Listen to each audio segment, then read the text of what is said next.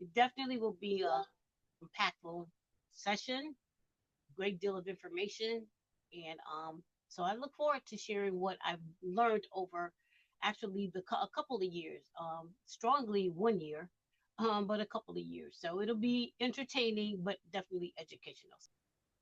Thank you for attending tonight's Demystifying Gedmatch with myself. This presentation or discussion tonight really came about out of conversations in the Black Pearls of Genealogy group, Facebook group, where people were just asking questions about Gedmatch. And there's different levels of understanding or where you are in your research.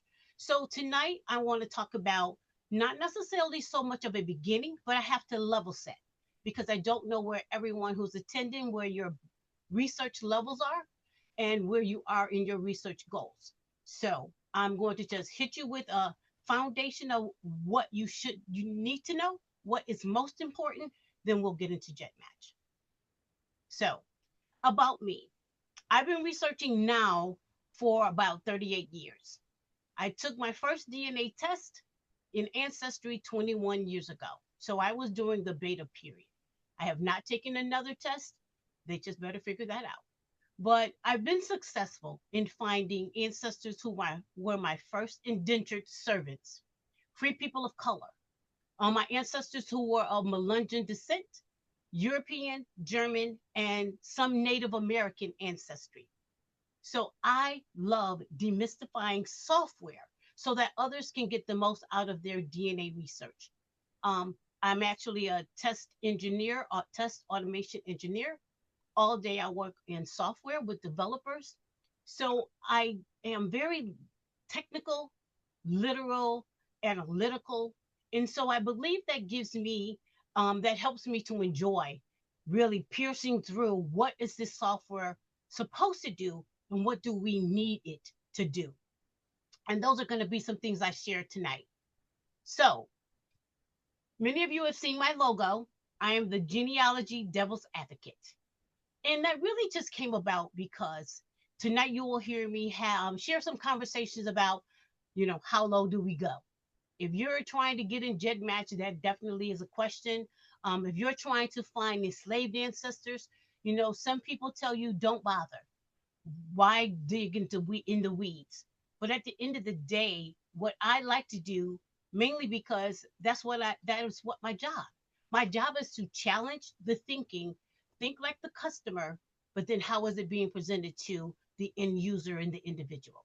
So the genealogy devil's advocate just means that I enjoy bridging software and genealogy.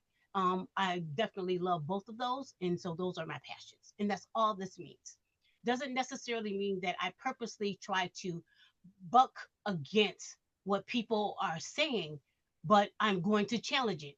That's who I am. That's what I have been doing over 25 years, challenging what someone wants to do versus what we may want it to do. So, my motivation every presentation I give, I'm always going to give honor to my grandmother because, she was always that generation that used to say, that's your cousin, that's your cousin, that's your cousin. We didn't understand who these cousins were. So, I started genealogy by trying to prove her oral accounts. So, I'm a grandma's girl. And the woman on the right in this slide, her name is Lucretia Wanamaker.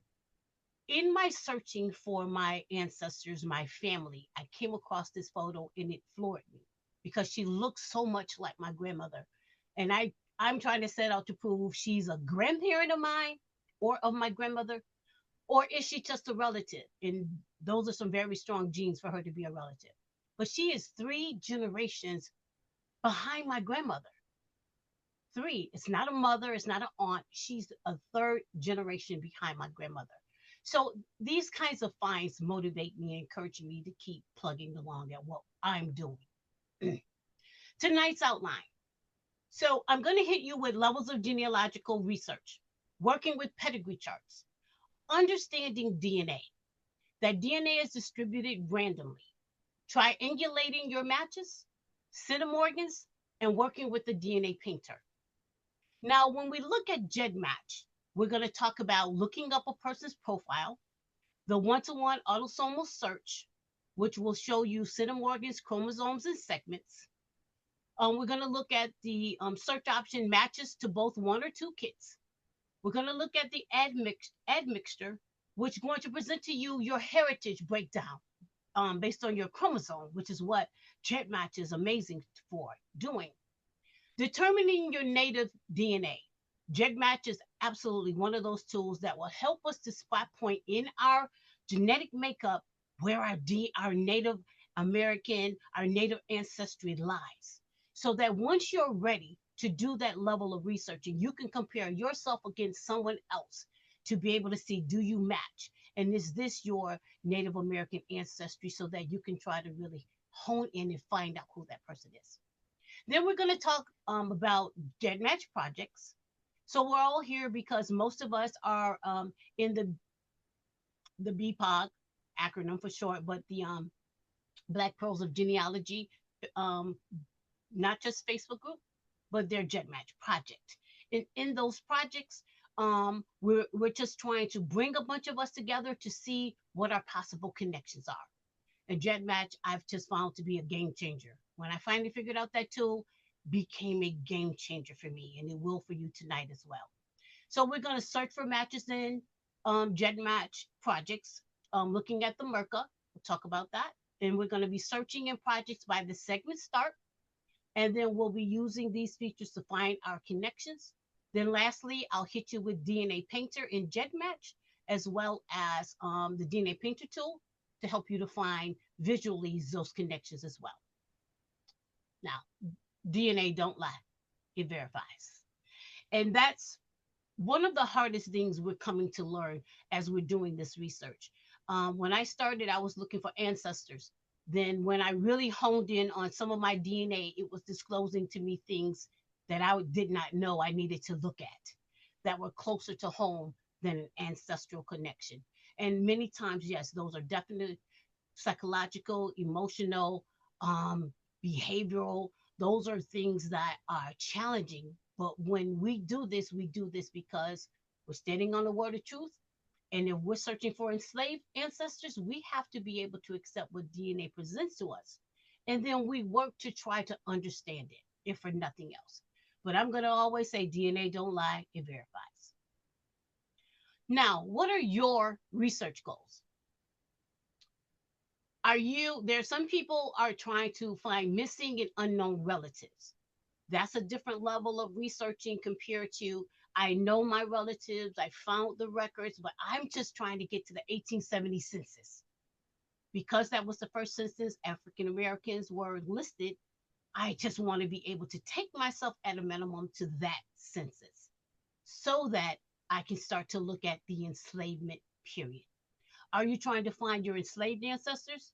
Are you just trying to figure out the ethnic origins of your genetic makeup? Europe, UK, German, Italian, Asian, Native American? Do you descend from the first indentured servants here in America? European and African? Do you descend from free persons of color? These are just some of the names that I've started to see in my own research: Queens, Proctors, Birds, Gibsons. Then what are Melungeons? We get in these groups and people start sharing with you. You might descend from the Powhatan tribe. You might be of Melungeon. And I start hearing these things, but it's like, what? You don't know what that means. You don't know how to delve into it or break it down.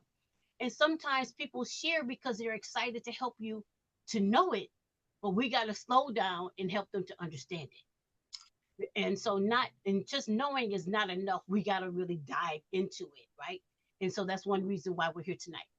How do you identify your Native American ethnicity? And then how do you research it? My personal research goal was always to find all of my ancestors separated through slavery here in America. Now, there are some people who are trying to get to Africa, and I know how complex that is.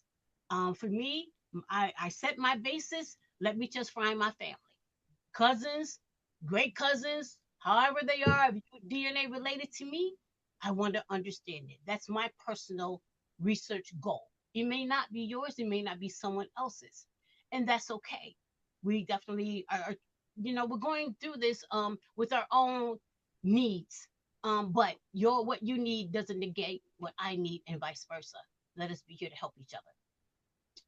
There are levels of genealogical research. And actually, I heard Nika Sewell say in a presentation, so let me add that family history, genealogicals, and I'll talk about that pedigree, but family history is everybody. And I'm doing this everybody research. That's really just my goal. So I created this chart because at different levels, you start to integrate different methodologies, different tools. At the beginner level, you're starting to pay attention to ancestry tells you you are third cousins, once removed, so many centimorgans that you are connected through. And so you start seeing things without fully understanding what it is. But the first basic is getting tested, understanding who's your matches. Second level, intermediate. That's when you're starting to bring in other tools. That's when you're starting to research that enslavement period. So there's different levels that require a different methodology in how you approach it. And then the advance is really kind of where we are when we're talking about Gedmatch and looking at segments. And using tools to analyze these segments and chromosomes. So we're blending intermediate and advanced when we're talking about Gedmatch. So that's why it becomes demystifying, right? That's where science starts heavily coming into play. Thankfully, we're in a period of time where developers are out there creating tools to make it easier for us to understand the complexity that DNA is without the need to call a research scientist, right? But sometimes you may need to reach out to a geneticist, but there are so many tools to help us to figure this out, and Gedmatch is one of those tools. Preparing and using your pedigree chart.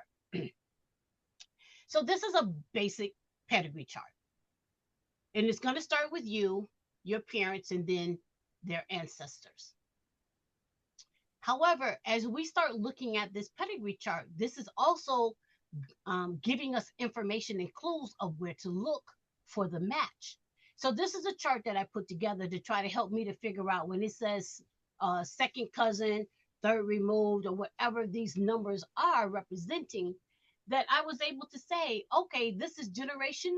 What generation? How far back am I researching? But then that's how far back I go. A fourth generation cousin, someone in the fourth generation position, is related to me through my first grandparent.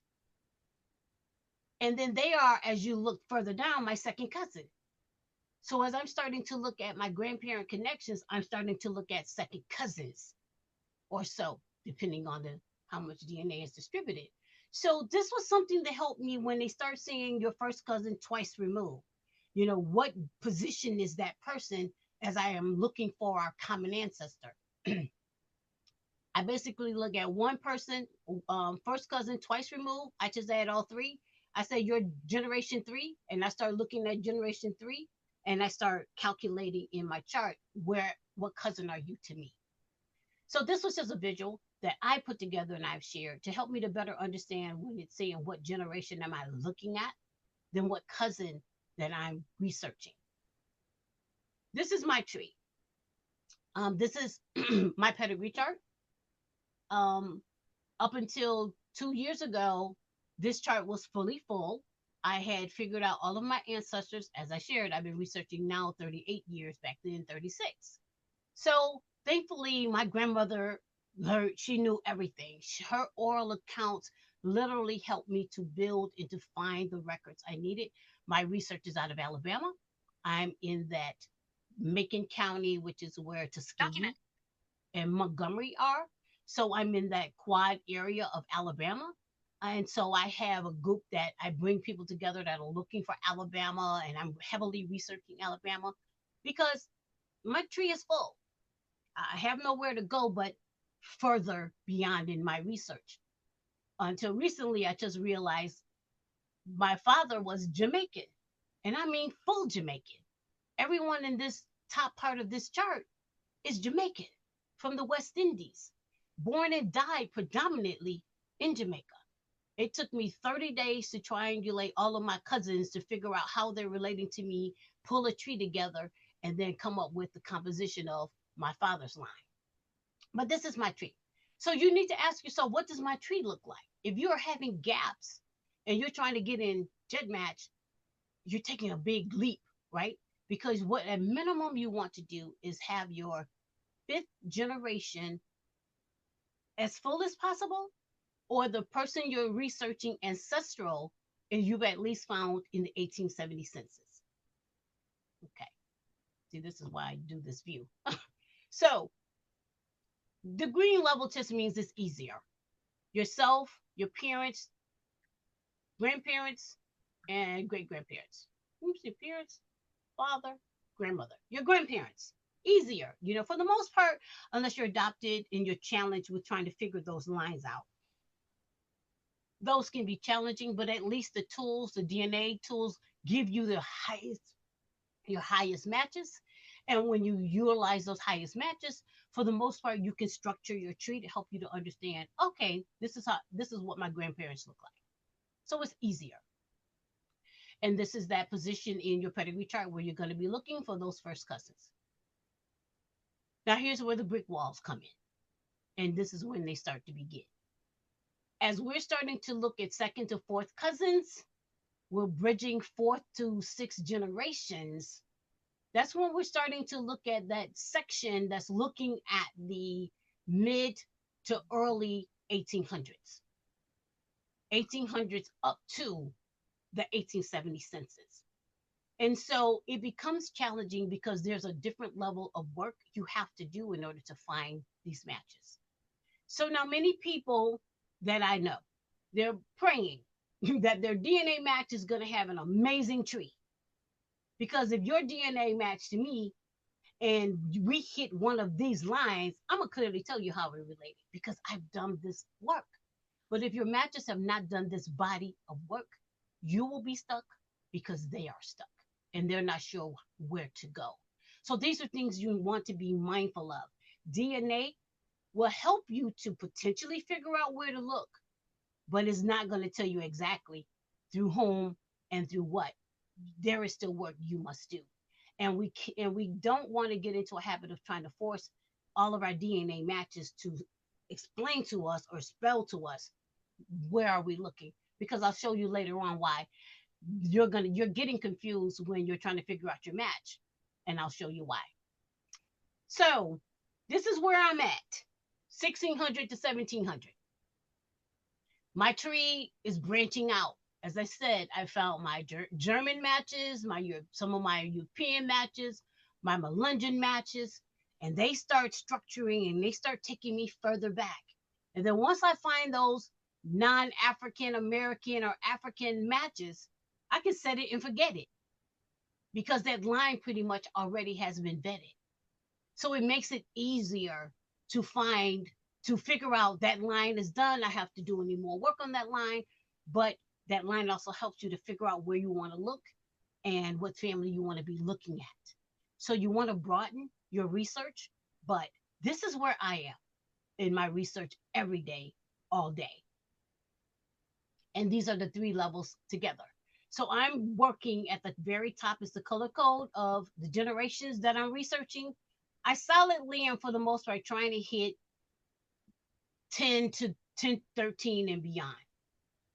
And so some of you in the group have seen, I said, I don't use Ancestry anymore. I use WikiTree because most of these profiles are in WikiTree. And once I can connect to the profiles in WikiTree, I can set it and forget it. I can add my enslaved information that needs to be added. I can research it a little bit better because all of that is in one place. So you start thinking about other ways and other tools to help you to further your research. And so you don't want to be stuck in one DNA platform. You don't want to be stuck in one mindset of trying to find your matches. So when you start looking at the enslavement, you start looking at 5 to 7 centimorgans. So this is just sharing how, but I didn't find my ancestor here. Her name is Ann Stinson. I didn't find her through a DNA match at all because she was buried in a deed record, not a probate record, but a deed record. And once I found it, now Ancestry suggesting everyone connect to Ann because I have Ann in my tree. And so at the end of the day, those people get lucky because I've added her to my ancestral tree. They didn't do that level of research, but she was not found in DNA. She was found in a record, and that allows me to connect to my other cousins and do this other body of work. So again, don't be so hardened and stuck in one platform to try to figure out your matches. Okay. So this is a visual presentation of when I say I'm researching 1700, this is just that visual of about how many generations it's going to take me to go from 1690 to 1870. I'm not trying to research 1,000 years ago. I'm just trying to get through a couple hundred years if I can at least get to 1870. So it was a visual that allowed me to be able to look at and say, okay, so if the enslaver had a child with a slave, that DNA did something different than when they possibly connected with a Native American, that DNA did something different. It allows you to start thinking broadly about where your matches are coming from. DNA is distributed randomly. I've said that a couple of times. This is a visual. So my parent at the top, and this is their DNA thread. My brother is my full blood brother, and then my DNA. We are both in ancestry. But this is a visual to say my brother at this chromosomal position and this segment starting in position, he got DNA that I didn't. And that's because DNA is distributed randomly across your siblings, to your cousins. So that's why we always triangulate with other people who have these matches to us. Because some people are not lucky enough to get aunts and uncles and parents in grandparents in DNA. So for me, I have all my cousins, many of my cousins, not all. I have my niece, I have my daughter, I have my brother. That's as hard as I can go. But using their DNA, especially my brother, I get matches that I don't get. That's in Ancestry, that's in Gedmatch, that's in any testing platform. It's been said men pull DNA and they get more matches than women do. It's science. I don't argue. I've literally seen that to be true. So I enjoy being able to look at him and his matches to compare and to be able to say, I don't match you, but I know my full blood brother does. So that makes us related. Triangulating your matches using other relatives. This is just a visual that says you, my brother, and that cousin. If I don't match, does my brother match? My brother match, hey, we're cousins, let's talk, let's figure this out. And vice versa. I have a first cousin. He's older than us. He pulls some DNA that we don't because he's closer to the ancestors than we are, you know? So you use what you got, and we're working with each other to try to figure this out as well because our ancestors were separated during slavery. And so that's why some of our connections don't make sense. And that's why we're working together. This is a busy visual, I know. But what this visual represents, and this was my way of trying to say that at the very top under position A is the slave or an ancestor. Born in Maryland, enslaver, position B. Well, the enslaver has sex with the slave. That means everyone that's in the group were his descendants.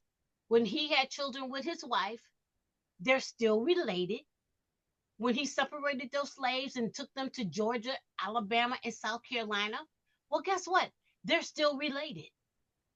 So when we're trying to figure out our matches, don't be stuck to a location. Don't be stuck to a name. Because you're searching a surname, forgetting the fact you have to look at the origin of that surname. And when you don't look at the origin of that surname, you're losing the connection that you're trying to make. That's a whole different topic of conversation and research. But there's a term called consanguinity.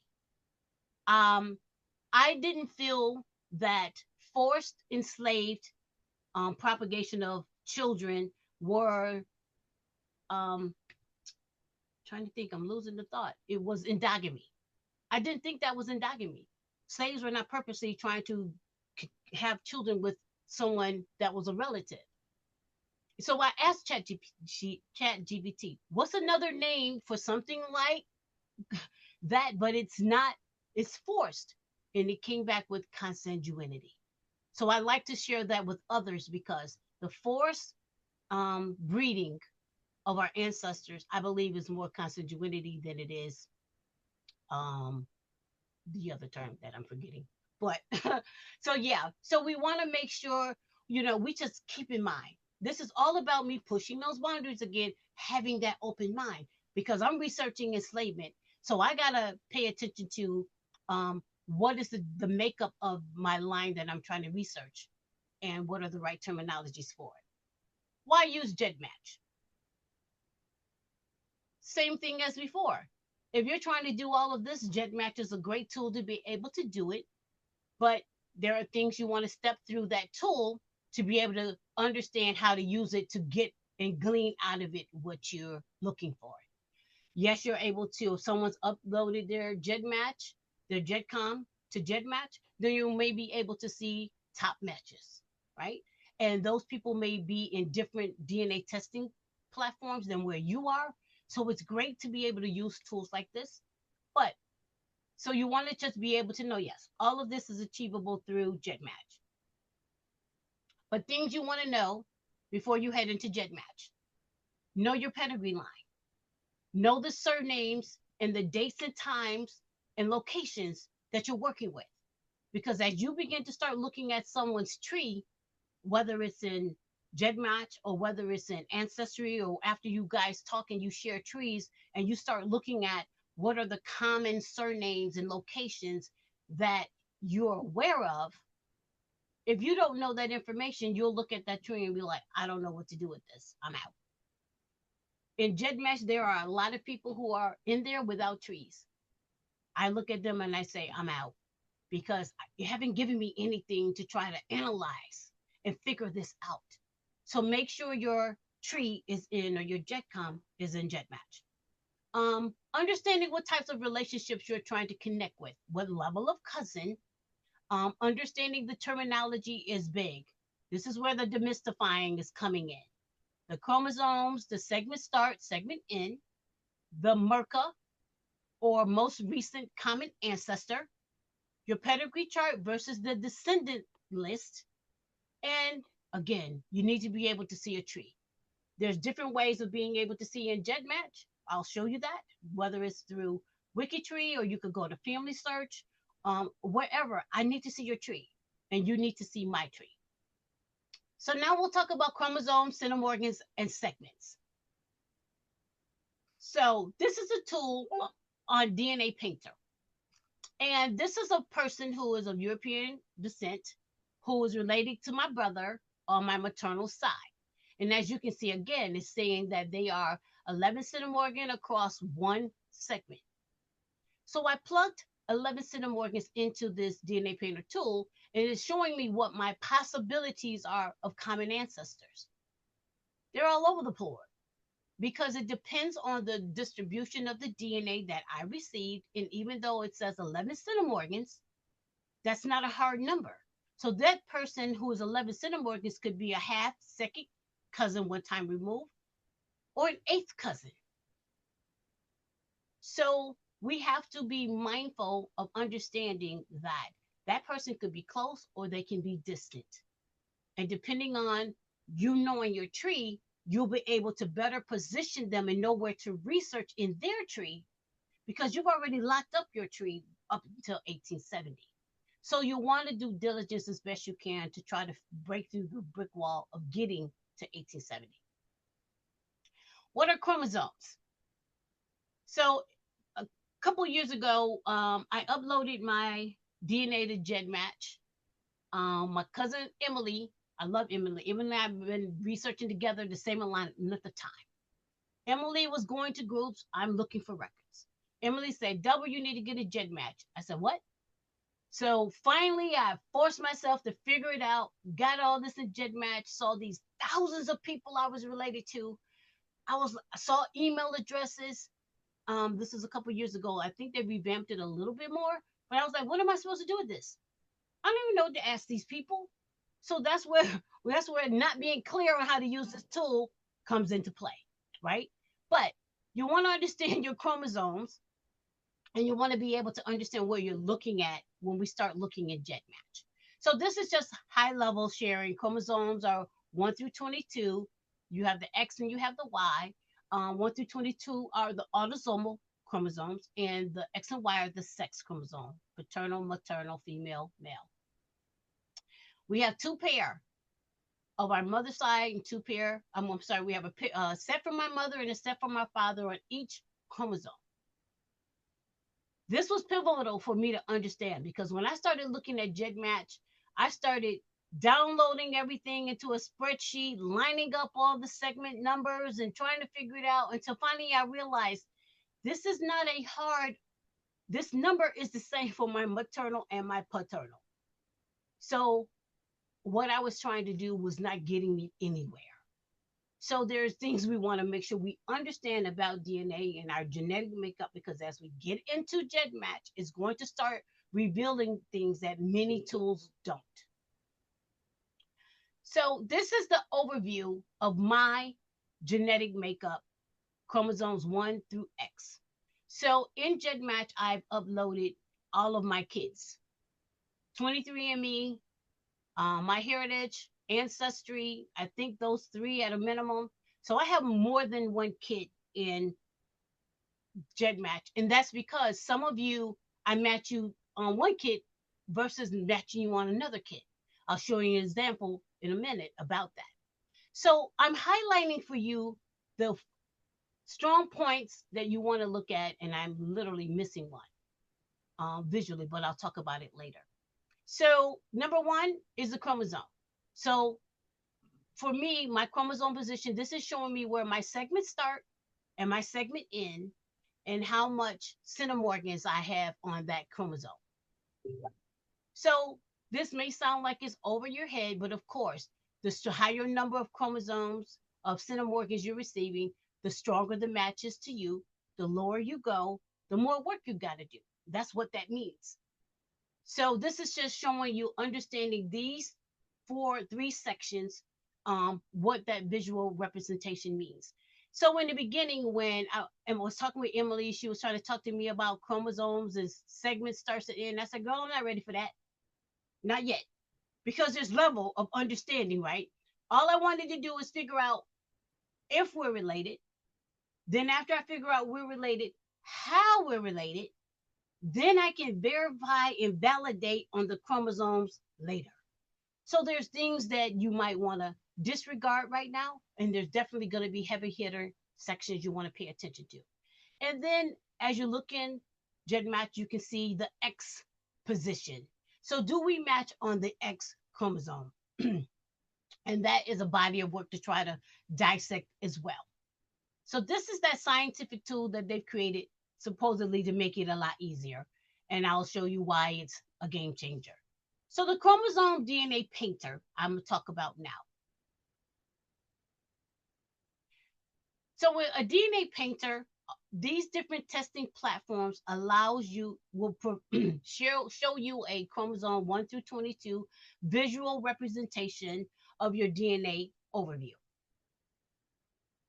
This is my chromosome painter in Ancestry. I think they released this last year, or at the most a year and a half ago. But they finally released the DNA painter. What we have to understand is this is not the genetic. This is the genetic makeup of where our ancestors, locations and regions were from. So this basically means that my ancestor who was in Germany, if I would have moused over the Germans in Russia, it would have shown me where I'm matching in the chromosomes and in the segments for my ancestors in that area. So then I can look at my DNA cousins, potentially try to see, are we matching in this position? But this is a locations and regions overview. This is my 23andMe DNA painter overview. And the difference is, of course, different testing platforms is going to give you different information, different computations. But then what someone said in a group is that it may not be 100% accurate. It's a, I don't want to say a theoretical presentation, and I think they just don't want to hardcore say this is exactly it. That's why we have to do the work. But one thing that stood out for me, I'm Chinese die 0.2% on chromosome 16 and 19 if you look over here to the right. Ancestry didn't tell me that. So different applications and tools are maybe telling you different information, which could be why it's helpful to be able to know so that you can understand your makeup. Now, when you're getting into tools, so the tools are basically where I can try to understand this visual because now I figured out the cousins. I've gotten your Gedmatch IDs. You've all shared the Gedmatch IDs in the chat, in the groups, in the project. What do we do with it now? How do we interpret this information? So DNA Painter is absolutely a tool I love. I'll show that later. Um, why I love it and what I was able to glean from it. And it really helped me to strongly understand my relationship with some of my cousins. Now, this is in the Black Pearls of Genealogy BPAR group, my matches to some of you. And this is based on a viewing of my segment start position. So there's different ways to view your matches. And I'll show that as well.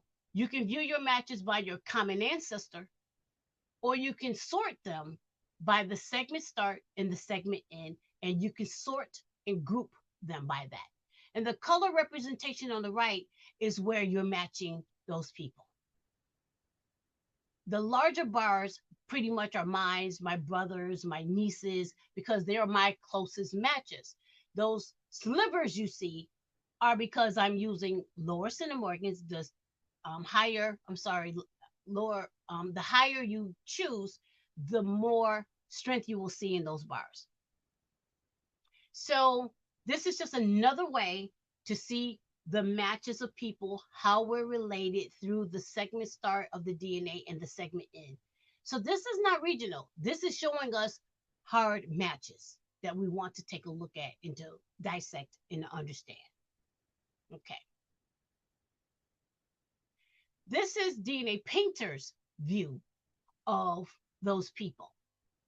So this particular one I painted because I wanted to see what my cousins, my first cousins, my brother and my daughter and my niece, I wanted to see how our DNA looked.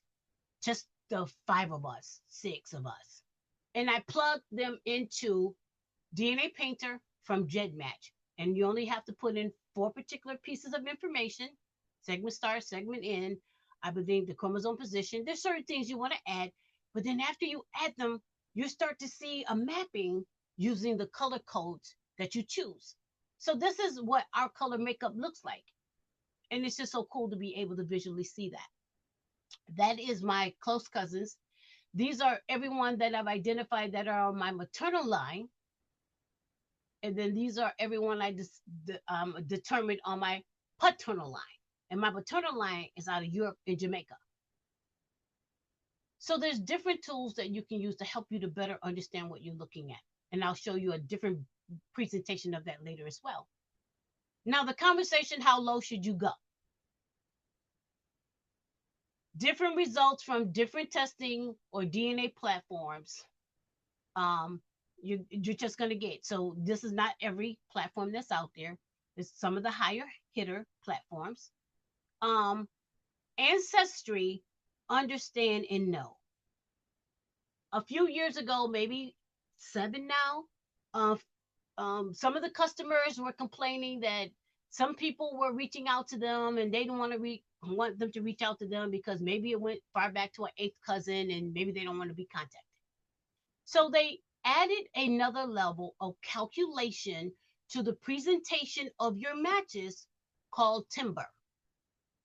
So we recalculate your matches and only shows you matches down to 6 or 7, depending on if you did some particular preparatory work. because they consider those matches lower than that genetic deadwood. So people sharing DNA from 500 to 2,000 years ago, misleading cousins that aren't traceable. So this is what ChatGPT said. But Ancestry is recalculating all those matches and only shows you a certain number, down to 6 or 7 centimorgans. And let's remember, DNA distributes randomly, so I might not see you when my brother does or another cousin does. So it just adds another level of complexity that we need to understand that exists with our matches. So when someone says, I don't see you in Ancestry, baby, we got to go somewhere else. And that's okay. We start with the high matches, and that's a great thing because it helped me to better understand how to do this body of work. But now I'm in a more complex level, and that's not where the complex level where I am. I can get matches. I absolutely get matches to my European cousins and my German cousins and many different people in Ancestry, but I don't get everyone that I should. So my heritage, I notice they go down to 8 centimorgans. So this is the last page of my matches in my heritage, 37 pages, 8 centimorgans. So they don't go below 8 centimorgans either. This person is my 5th cousin out of the UK. These tools are not saying maternal or paternal. There is still work we must do.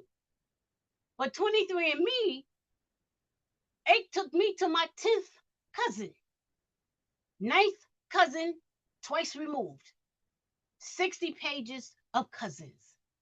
So it was so interesting to be able to see that 23andMe, I might be able to, if they have a tree, if I can understand how to view it, I can see further cousins in this tool compared to others. Different testing platforms, different tools are providing us different information. One may not be better than the other. That's why you want to be able to utilize more than one to help you draw your theories and consensus a lot stronger and better. Why are small centimorgans bad or risky? Now, I use ChatGPT. I'm no scientist, but hey, that data is out there. I want to understand it. And so this was for tonight. So a centimorgan doesn't measure family closeness. It measures the probability that a piece of DNA got passed down to us. And I am not scientifically strong in explaining recombination, but I think that's when one ancestor is fighting for a position on your chromosomal map to give you that DNA. So it gets, calculated. We may get some from one ancestor and not from another. So there's this fight to the fittest to be in our genetic makeup. That's my crude explanation. However, the older it likely is, they say, the more often it appears by accident. They also say dropping below 7, they start to show up between people who share no recent ancestor at all. We have to start paying attention to what they're saying. They didn't say no ancestor, they said no recent. Absolutely very true. The further lower you go, the further back you are. That's not a close ancestor. So you wouldn't want to necessarily go to 3 if you're still trying to find an 1870 ancestor. If you're researching enslavement, you may want to take it down a little further. When I first started, I started at 7 because that was the minimum. Then when I noticed, I was like, okay, I found as best I can. What does 5 show me? 5 showed me a little more. I didn't jump further down just because I wanted to. It was a progression so that I could vet the results that I was looking at. Okay. So the biggest culprits is IBS versus IBD. Someone shared this in the chat just not too long ago, so I was glad I had this in my presentation. IBD, identical by descent, inherited from a real shared ancestor. IBS, identical by state, looks the same but came from different ancestors. Absolutely. Absolutely. So I could be related to you, but not through who I think. And I'm saying that because that is what I was able to find out. I had a cousin with the last name Rhodes. Hands down, my maternal line has Rhodes. I was trying to force her into the Rhodes position because that's who she had in her tree. She wasn't a Rhodes. She was a Wickham. So we can't get stuck even in the surname because we have all these different grandparents that we're trying to find our connections through. So yes, a name isn't always going to help you pinpoint that position, but it's a starting point. It's a starting place. Okay. So the last one down here says professionals avoid these small segments because they cannot tell IBS from IBD with confidence. Please understand what that means is you have to do the work. I can't use a 3 center Morgan match if I haven't, if I know that I need to go do the work, find the records, go dig a little deeper, go find more information to substantiate that match. Don't just stand on a low match and say, I'm done. I said it and forget it. You still have bodies of work you must do. Small segments can often reflect thousands of years ago. The bottom, genetically useless, even if technically real. Isn't that interesting?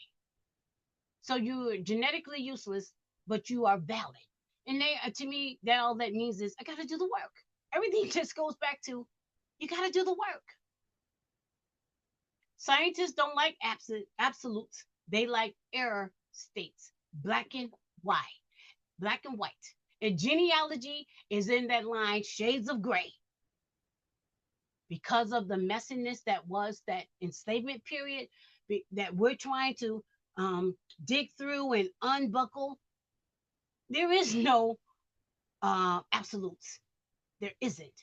And so, therefore, I can understand why they feel how they feel, but allow me the ability to continue to search where I want to search because I know it's messy. Algorithms struggle to phase correctly, segment boundaries get fuzzy, and at the bottom it says 7CM isn't magical, it's practical and conservative. So they're moving on the side of conservatism. Psychological harm and wasted effort. Yes, really. Oh, yeah, potentially. But allow me the ability to say, I want to take my time and I want to do this body of work. And when I get exhausted and I get tired, I let it go. I'll set it down. I'll pick up another line until one day, you know how we do? We go back to it. But allow me the ability to say if I choose or if I don't want to choose. So they say that you're inventing paper ancestors to explain noise. Absolutely understand that.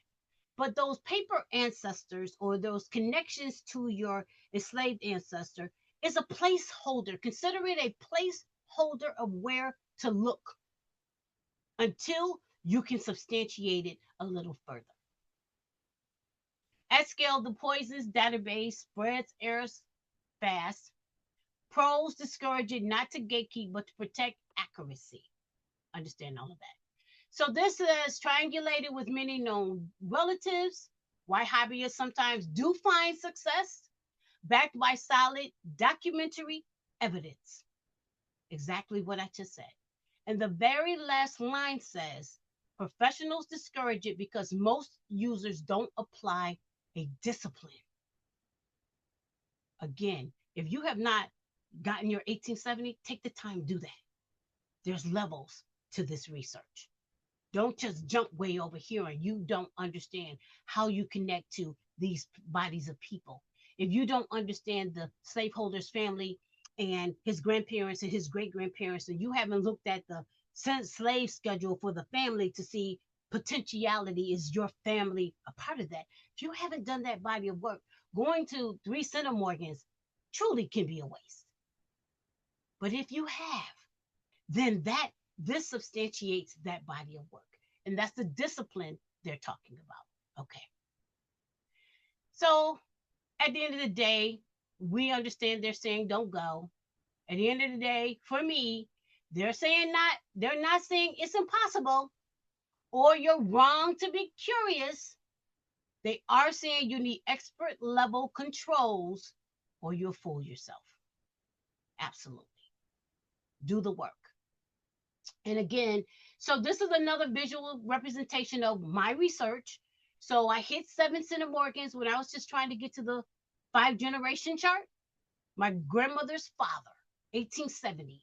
Once I could hit them in the 1870, I was solid. I was ready to go further.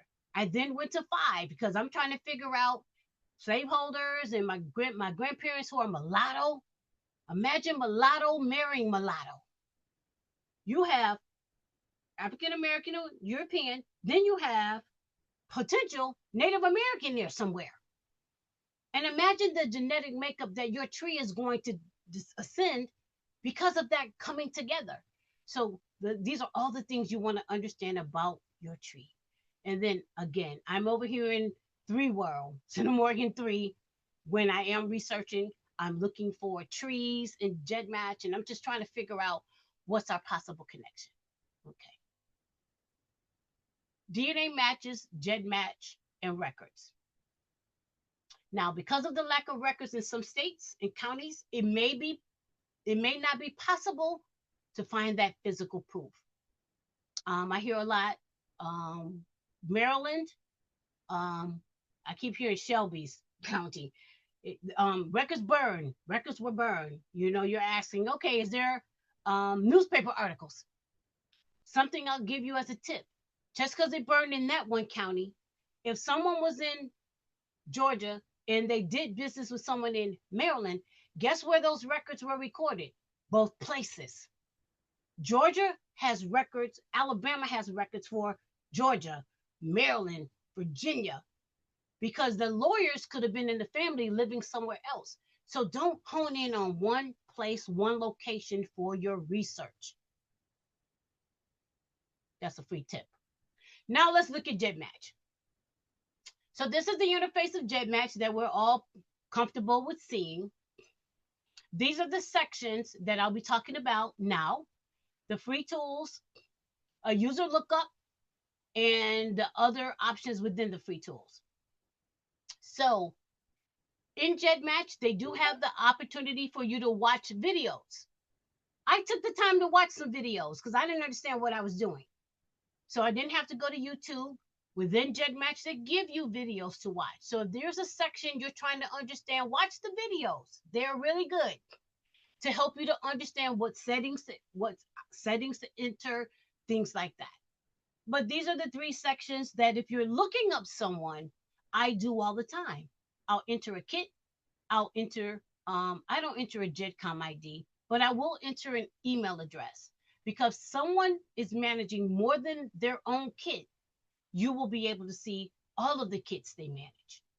And that way you can try to understand these matches better because they are managing those kits.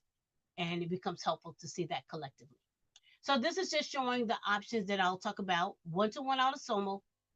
Next will be match both 1 or 2. Add mixture and heritage. And then the ancestor projects. So looking at the 1-to-1 autosomal, segments, chromosome. So when you go and choose this as an option, you're going to enter your kit. You can enter someone else's kit. You do not have to always enter your kit. So you enter your kit and then you enter the person whose kit you want to analyze. The second option, I like to choose graphics and position, because, and then the next one says display only chromosome with match segments. Because if you don't choose this, you will see all 22, even if you don't match on that particular chromosome. And so I always choose that because I only want to see where I'm matching you. And then as it goes down here, what centimorgans do you want to, what centimorgans do you want to enter? And I have 3. That's usually where I'm going, because if I put 7, I get 8 people because, and I've analyzed those 8 people already for the most part. But this is if you don't enter a number, 7 is default, 7 is okay. Again, if you're new to Gedmatch, don't try to go low. Don't try to go low. Use what you got. And when I did a comparison between Stephanie Dawkins, I talked to Stephanie and shared with her, she's going to be my case study for tonight. When I entered Stephanie's kit against mine, I didn't choose my brother, I didn't choose a cousin. I was able to see where we're matching on what chromosomes in what segments start and end positions. Our highest centimorg is 5.5 on chromosome 22. So at least I could see, hey, cuz I'm a match to you. And this was not just with 3 chromosomes, but 3 centimorgans, but I'm 5.5 centimorgans connect matched to her. So now she also shared her father's and her mother's kit. I said, okay, let me see if I match her father. I entered her father kit and I match her father at 4.8 centimorgans on chromosome 5. Now, the darker the color of the match of the segment position, the stronger the match is. The lighter, the more work you have to do to figure this out, or the further back that match potentially is. So just know that. But then her mother, using my ancestry kit, I have no matches. And I said, okay, that's interesting. So then I said, okay, let me check her mother against my 23andMe kit. This is where I match. So, like triangulating your matches with other cousins, having your other kits in here helps you to be able to see where you're matching for one DNA testing platform versus another. I know that some people combine all their kits probably so they can get all of the chromosome positions and segments, but then I've heard not to do that. So I see people do it. I've heard it may not be best practice, but at the end of the day, this is a conversation to share with you that ancestry, I had no match. 23andMe, I do have a match. So it's just helpful to be able to see your possible matches against other kits. So this is her mother. Okay, so that means I match her mother and her father. Now, manipulating SNPs to possibly view matches because you can't go lower than 7 centimorgans. If you're not in a project, you can't go lower than 7 centimorgans. Sometimes you could go to 5 depending on that tool. That tool will tell you how low you can go, but you're stuck at comparing 7 centimorgans and that's it. You can't go lower than that. With the one-to-one autosomal, I can go to 3, but with Stephanie's mother, I had no matches. So you can manipulate the SNP section, which is right above the minimum segment CM. You would enter a 25 or a 50. Scientifically, what that means, I can't tell you. I just know that people do it and it works. But what I can tell you is, from what I could tell, it mimics being in a project and being able to go to 2 or being able to go lower.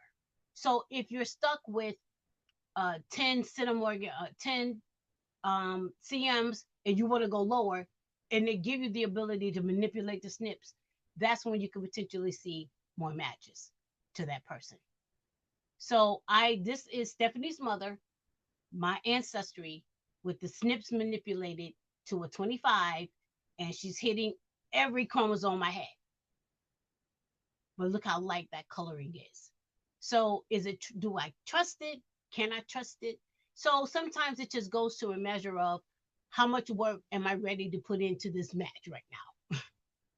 So for me, honestly, I don't manipulate SNPs. I just like to go in projects and I'll go there compared to this because I don't understand this as much, but you can see you're related. I have seen some people, I hit every one of my kids. I absolutely am not related to you. I'm happy to see that. That means I have no matches to you whatsoever. And so that's okay. Okay. Now we'll look at checking matches to both kits, 1 or 2 kits. So you enter both of your kits, and here in this option, you can only go to 7. 7 is the lowest. I don't do any other options. And this is going to show you who all match you and that person. Each tab above the text above that says kits that match one or both of kits. Basically, the first one says these people match both of you. The next tab says all of my kits, and the last tab is all of their kits. So basically, what you want to look at, what you see here is what I call the money. So this is the money. The generation that PCDR matches me is at 4.7 generational ancestor. So that pedigree chart right here is where you're going to say, oh, this is where I match you. 5.7 generation. Let me look at my pedigree chart. Let me see which of my generation ancestors. Now, if I had your tree, I could look at your tree and we could figure this out. So PCDR matches me, matches Stephanie at 5 generations, which 4.7 rounded up is 5. So we're probably sharing the same ancestor, but they haven't given me a tree. Now on this list, you also see the ability to click on a Gedmatch, a Gedcom, or a Wikitree file. And so what you would do is open this, click on this link to open it. I like to open it in a new tab. And you'll want to choose pedigree. Choosing pedigree will let you see the pedigree chart for the person. If you choose descendants, this is going to let you see everyone related to the person, from them down, all of their children, all of their descendants. And that's not what you want. You're looking for the grandparent you all share. So Gedmatch changed their view. So I like to look at the classic view. Looking at the classic view, what you're going to do, just like a pedigree chart, they just present it differently. You count inward to the position where you're matching. So Tierra Cantrell matches me at 5 generations. I start from her. I go to 2, 3, 4, 5. Everyone in this column down is who I'm looking at to see, is this our common ancestor? I'm looking for the places where they're born. Many of these people are in Alabama. So this, and some of them went to Mississippi. So this match makes sense. Again, she matches me and Stephanie. So Stephanie and I need to talk about our Alabama, Mississippi possible connections. I also have connections, what I see here in Marengo. So all of this is strong, makes sense because I know my pedigree chart. I know my ancestors and where they were and where they were born. So all of these are the things that you're going to use to help you to figure out how you're matching someone, given you have a tree. So this is the pedigree chart that you upload from Ancestry or wherever. This is what it looks like on Wikitree. If you click on the Wikitree link, this is the pedigree chart in Wikitree. It looks different. Same discipline, count inward. So Kimberly Kelly matches me at 7 generations. So somewhere along this 7 generational line, if I start looking at last names, Baker makes sense. My matches are in North Carolina, makes sense. I have ancestors out of Scotland, makes sense. So this is where we start to analyze our matches with someone else. But you got to give us something to work with. So now we're going to look at checking the admixture and the heritage makeup. What is our DNA saying to us about our origins? So you want to choose in the free tools the admixture heritage option. And once you go here, there's going to be these weird options you've never seen, haven't heard. It's okay. It's the scientific technical term for things. You just choose the options we're telling you to choose. So this is where the admixture lives in the tools menu. In the drop down, you want to choose DotaCAD. What does DotaCAD mean? DotaCAD is Genetic Ancestral Project created by a researcher. The origin means group of 12 in Greek. The focus is Europe, Asia, North Africa. Okay, you can always choose any of the others. You can be bold. But we start with DotaCAD. After you choose DotaCAD, this is kind of a visual geographic origin of the DotaCAD option. And the DotaCAD group: Americas, East Asia, Africa, Atlantic, Baltic, Australasian, Siberian, Caucasus, Gedrosia, Southern, and South Asian. Whoa. Amerindian, Native American tribes, Algonquin, Iroquois. So pretty much the Native American. So if you see any Origin within Amerindian, that's telling you that you do have descent from that origin. East Asian, Han Chinese, Japanese, Korean, and these other options. African, West Africa, East Africa, these options. Atlantic, Baltic, North and East Europe, Scandinavian, North Germanic, British Island, and North France. And Baltic Sea, Northern and Eastern Europe. So I know that I have a lot of Europe showing up for me in my, so I'm interested in that when I see the results. Australasian, the Aboriginal Australians, Melanesians, so these are all of the different makeups of those groups. Siberian, Indigenous Siberian, Tungusic, Siberian, North Asian, Caucasus, Jadroja, Caucasus Mountains peoples, Georgians and Armenians, Iranians, Pakistanis, and Afghanistans. So, Southern is European again, Italians and Greeks, possibly some influence from Levant and North Africa, Southern Europe and bordering Mediterranean areas. South Asian, I think I did that one. And so now that we've chosen DOTACAD, now you want to choose admixture proportions by chromosome. And this again is just going to show you what options display for you. And this is going to be what that makeup looks like across your 22 chromosomes. The populations are on the left. And what is amazing is telling you at every chromosome, the percentage of your DNA that maps in that position at that chromosome. And it's so cool because if I'm trying to compare my European and let's say I have their Gedmatch kit and now it's telling me I'm matching them on chromosome so-and-so, absolutely makes sense. Now that helps to substantiate that match. So I love being able to look at the genetic makeup in Gedmatch because it gives me the ones that some of the others did not. So I then went and took it a little further and added a couple of my other kits along with my brother kit.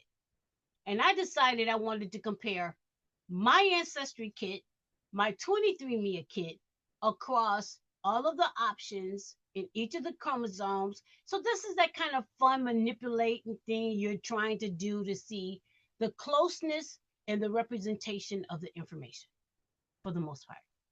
23andMe under Amerindian, that was exciting to me because I've been on Ancestry 21 years.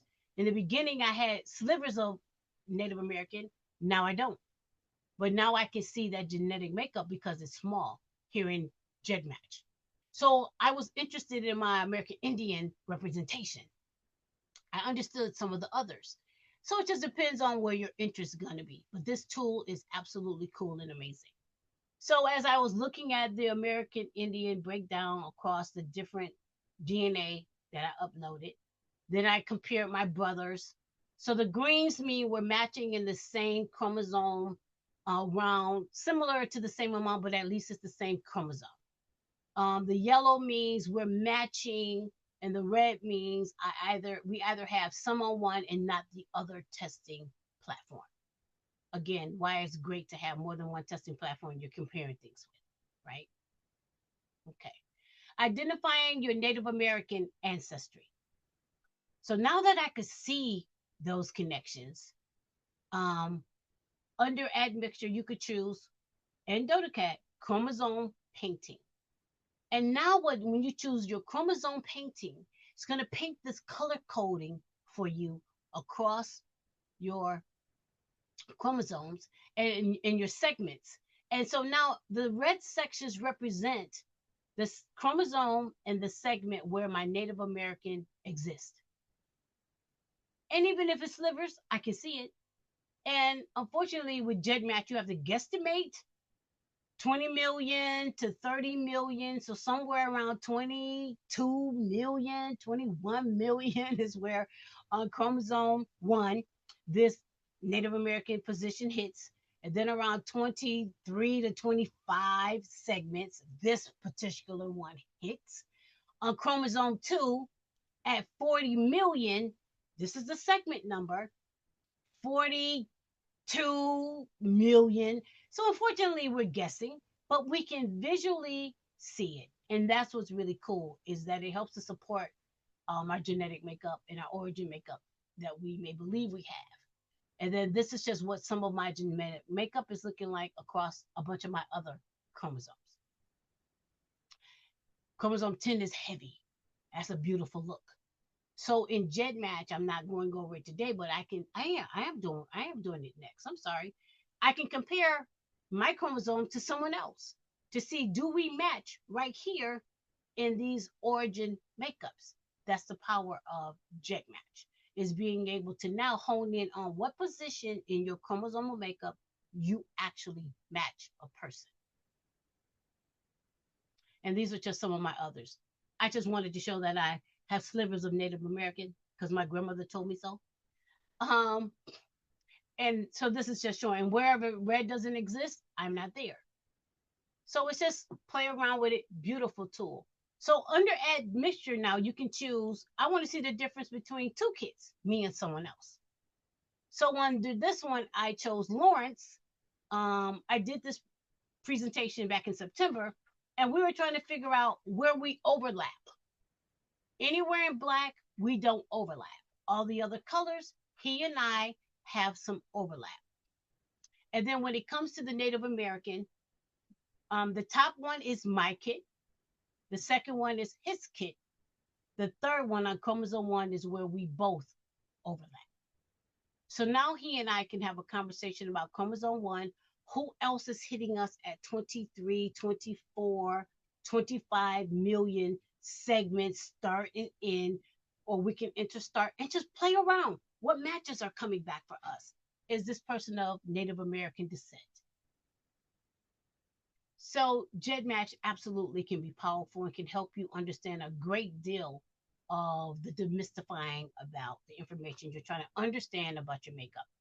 And under tier 1, this is a paid feature where I think it's $50 a year.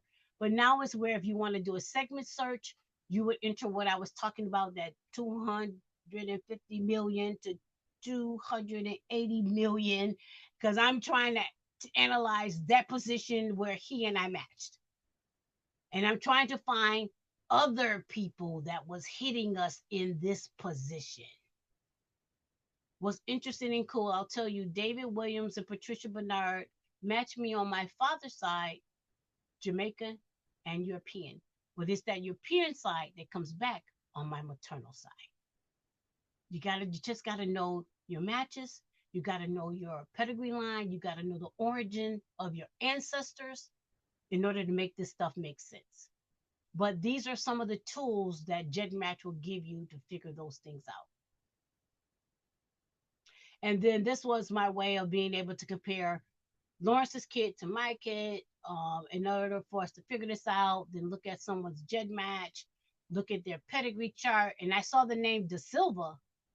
I was like, that's interesting. And then she said she was born in Brazil.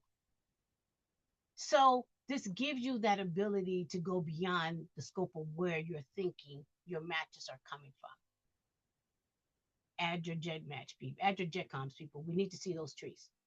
Gedmatch projects. Okay.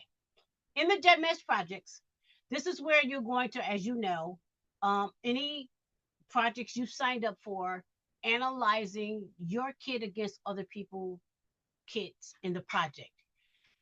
Don't make the mistake at first I was making. I created a Jamaica project, and I purposely was putting people in the Jamaica project, but then I have an Alabama project, and they were also showing in my Alabama group. The name does not necessarily mean that is where you're focusing your concentration on the matches. It doesn't. We theoretically believe that's where some of our matches are coming from. So it's a great position to start. But again, you have to have your eyes wide open. And so it's a great collective place to be able to meet with camaraderie with other people. But it doesn't necessarily mean that Alabama, everybody in there is absolutely in Alabama, and we're going to be able to figure this out because I might match them out of Maryland or Georgia. So, but choose your project. Number one is where you do the segment analysis. Number two is where you search for projects. You guys have done that. Many of you have done that. You select your project at 3. You enter your kit at 4. At 5, you determine how low do you want to go. The default is 7, but projects are great. They give you the ability to go low, low, low. You can go to 1. I pray they never change it. Let me choose what I want to do. But yes, it's noise. Yes, it's a lot of names. Yes, it can be daunting. But so choose wisely, choose carefully. And when you maxed out everyone that you've maxed at a certain number, then go to the next number. So just don't nilly willy. At the very bottom, at number 6, you can choose a particular chromosome you want to research in the group. So that's cool if you know chromosome 2, chromosome 5. You can also include chromosome 23, which is your X, or you can exclude it. But by 8, the default is the most recent common ancestor. This is the money. That's all I'm going to say. I'm going to go right over here so we can look at the money. The money with Merca is, again, the position where our common ancestor we should find, where we will find our match to each other. When I understood Merca to be that, was a game changer. Because when I see a tree and I see a Merca, I know where to look. And now I get to look at your tree and I get to look at my tree and I get to be like, oh, this is where I think we're matching. Let's talk. Having a tree is a game changer. Having the Merca, absolute game changer. And so, yes, other tools tell you fourth and fifth cousin. No, get to the money. Show me the money. The Merca is the money in Gedmatch. Who is the person where you would be matching? Now, I will tell you it's a give and take. So I do a range. 5.76, I round up. 6.3, I round to 6 or 7 generations. Because again, we're trying to figure out which ancestor would it be. It could be someone's father. So, you give and take. It's not don't consider this a hard number. What I will tell you, and I'm going to tell you now because it's coming to me. This isn't telling you maternal or paternal. This isn't telling you, do I match you more than one way? That's something people don't give any consideration to, and I will talk about that very soon. So again, my pedigree chart was full. I talked about that. This is a comparison of 7 CMs versus 3 CMs in the DNA Painter tool that shows you your common ancestor possible matches, the range of your matches. Look at the difference. The difference between 7 and 3 means I lost a half-second cousin. 10 to 325 centimorgans. That's it. Everything else was the same. So you just have to do the work. You will see more centimorgans. You will see more options the lower you go, but the range is vast. So they may say 4th cousin. They may say 2nd cousin, one time removed. It could be a 6th cousin. So you just have to do the work. This is just showing you the people that I match. I went down to, from what I could tell, 5 centimorgans and the Merca where I matched them. And the people in green are the ones that I can look at their tree and say, let's talk, let's analyze what's going on.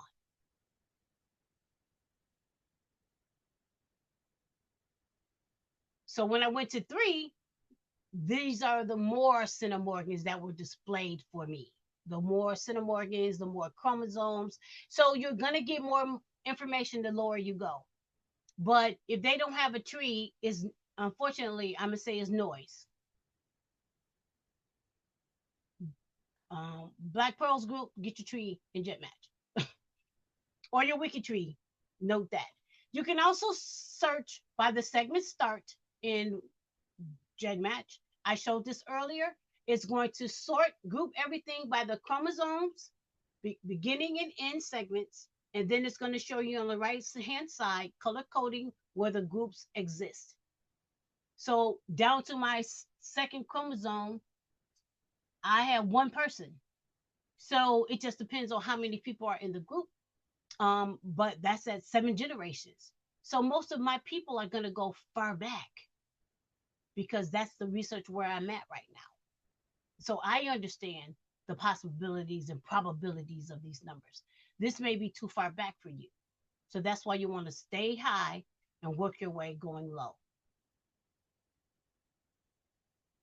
So this is an example of chromosome 16. And I was able to see Stephanie is in the group and she is hitting at least on chromosome 16. So I was like, okay, let me check this out. And then I looked a little further. I did a control find in the list for Stephanie, and I saw that she was hitting me on chromosome 17 also. And everyone in chromosome in Centimorgan on chromosome 17, this grouping, all of them are matching. We are all matching together. So the first place I wanted to ask her, because she has a tree, is let's talk. I could get with Jay Cherry, that's someone new to me, and I could say, let's talk. We're kind of hitting in the same position. Jay Cherry is 7 generations. Stephanie is 7 generations. So we all collectively can have a conversation about where our probable matches are. So here's Stephanie, and this is what her breakdown looked like for me. I met her in the Freeman Friday group. So, we all start sharing. Here's your Gedmatch. Here's my Gedmatch. And she shared with me all of her Gedmatch IDs for her parents. But when I look at her overview, she started at chromosome 17. Then it started over 5, 6, and 16. And I was like, why did you start over? Why didn't you start 5, 6, 16, 17? When you understand software and you understand grouping by the common ancestor, what this suggested to me is this more than one person I matched her at. So before I even understood her tree, I looked at this and I studied it and I was like, is this more than one person? Because that sorting and that grouping didn't present chromosome 17 in position after 16. It was first. So something was telling me I needed to dig a little deeper. And what did this mean? And so, yes, when I look at the chromosome position of her dad, her chromosome is segment position.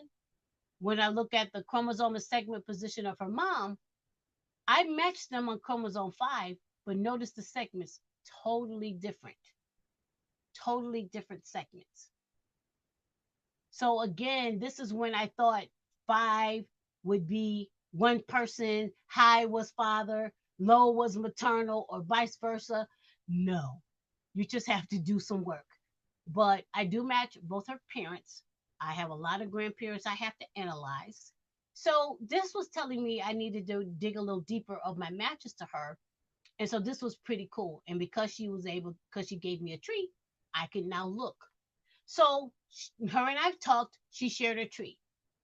As I analyzed her tree and I opened up opened up the ancestors and the flyouts, I got down to this one and it said Rhodes out of Virginia. No other name made sense to me visually. So my probability of a match to her right now is at Albert Rhodes, who was born 1824 in Virginia. I said, let me go and see if I have other Rhodes. I have Rhodes. I already knew that. But I wanted to see, do I have Rhodes that would hit her and I?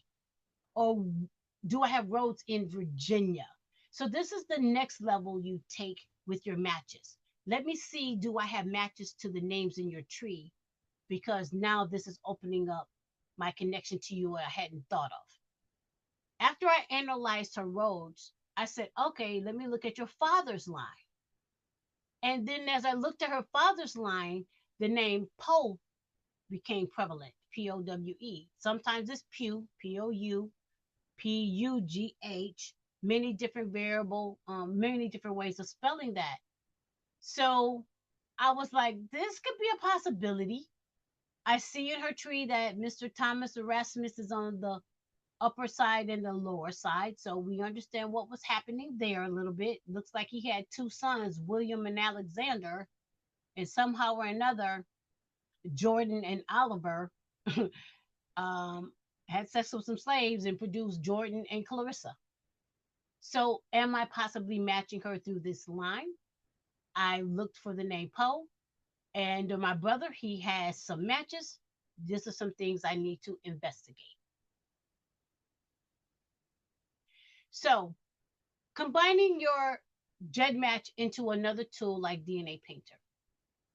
I showed you my visuals. I prefer this view than the Gedmatch view. It just depends on how you like analyzing your information. But in DNA Painter, after you add a person's name and you click on the name to analyze it, this is where all of her DNA represents across all of the chromosomes. When you click on the name and you say, let me look at it, everyone in this position now that's matching lines up. So this is how Stephanie matches all of the cousins whose information I've gathered and Gedmatch information so that I can understand how we are related collectively together. So this is just another tool to help you to be able to see how to investigate the Gedmatch data, the DNA data against your other cousins, and to visually give you that understanding. So what I was doing, I was looking at names and I was saying, well, you are matching my highest match. And I would reach out to people and say, hey, search your matches for the name Wiggum. And they would say, yes, I have matches. And I was like, I knew you would, because the DNA lined up. The matches lined up on this chromosome against my highest match. You absolutely should have Wiggum's matches or be related in some kind of way to that name. So this is how you're able to analyze your DNA using different tools with Gedmatch. And in conclusion, Gedmatch is a powerful tool. Again, are you trying to go pre or post 1870? First question, on your particular ancestral line. If you're not on 1870 on that line, I'm not going to say stay out of Gedmatch, but you are going to struggle trying to understand the connections if they're for that line. But for your 1870 ancestors, if you're there, if you have researched them, this could definitely be a helping tool so that as you're looking at other people and their trees, then you might be able to find some breakthroughs. I found my very first free person of color descent in Gedmatch, and it floored me. It absolutely floored me. And he was like a fourth generation position. And I was like, in my tree, my fourth generation position was empty. That was so cool. So these tools are helpful. Have a methodology, have a strategy, and don't just nilly-willy. Pay attention to the Merca. That's your money. And the tree. Those are your money. Look for close matches first. You may not be ready to research segments, and that's okay. I uploaded mine and ran. It took me a year before I went back.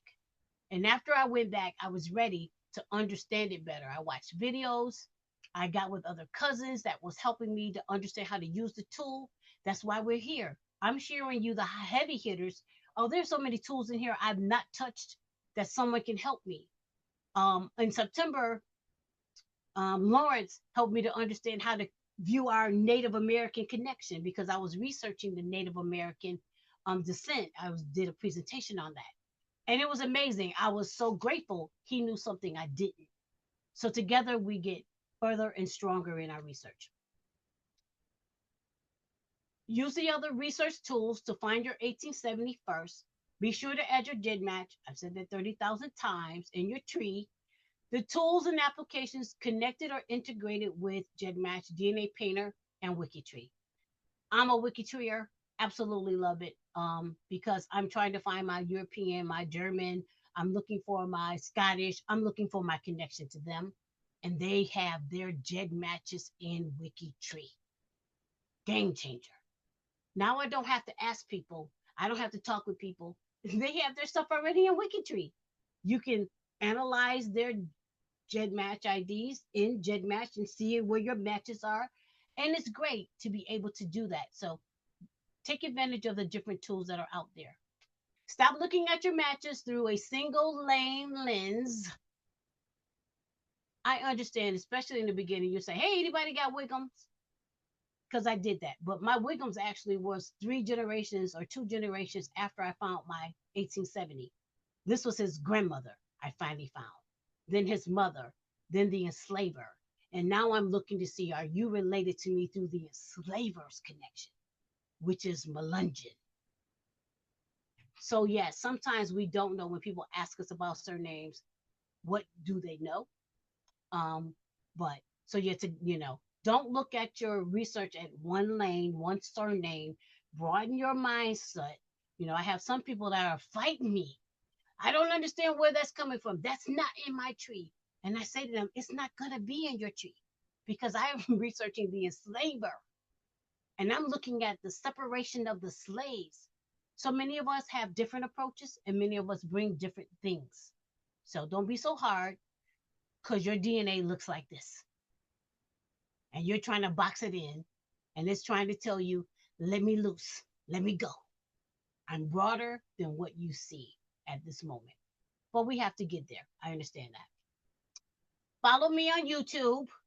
I do sessions like these. I put it out there. I am a willing worker. I love helping people to get further in their research.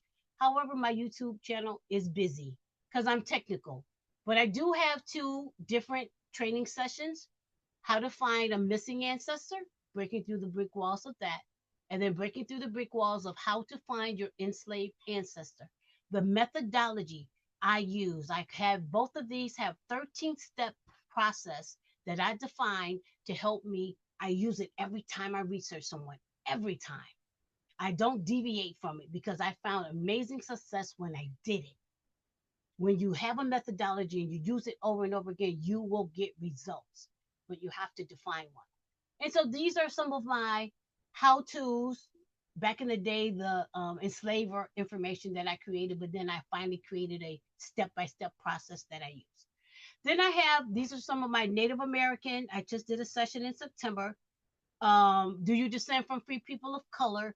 As I didn't know if I descended from free people of color. I didn't know if I descended from the first indentured servants. That was never in my peripheral. But when I search my matches for these names, I have some. And it broadened up my mindset and made me realize I don't just descend from Africa.